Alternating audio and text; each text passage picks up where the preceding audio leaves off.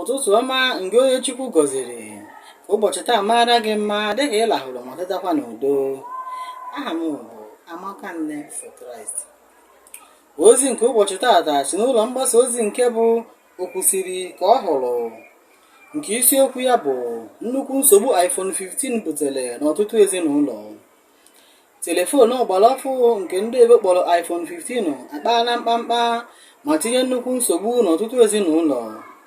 Ụfọdụ ụmụ nwaanyị ejide maka ya bụ iPhone 15 wee mee ihe na-ekwesịghị, ebe ụfọdụ na-etiri di ha iwu na ọ ga-azụta ya bụ iPhone 15 ma na-eleghị anya ọ zụbuo na iPhone 12, iPhone 13 na iPhone 14.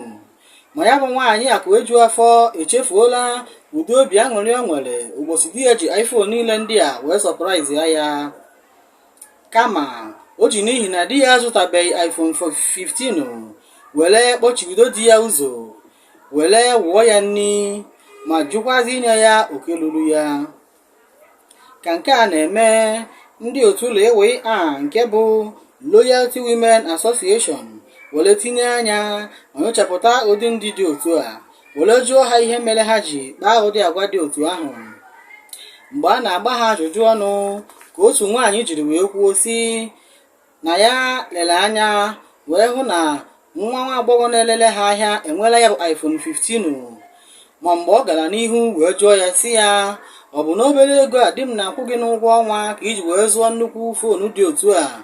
Nwata nwaanyị ahụ wee zaa ya sị ya mba, na ọ bụ ọga azụnyere ya. Ọ bụ ya mere nwaanyị ahụ jiri wee were iwe wee mee ihe ndị ahụ o mere, ma chefuo na egbuo ma iwe ịnụ ịma ọnụma. Ma gị bụ di mbi ụlọ hapụrụ ụlọ ma gaa n'ezi, akpọrọ ezinụlọ apụtaghị na inye ndị ụlọ inye ndị ezi, maka na ezinụlọ abụghị enye ndị ebe a enye ndị ebe a.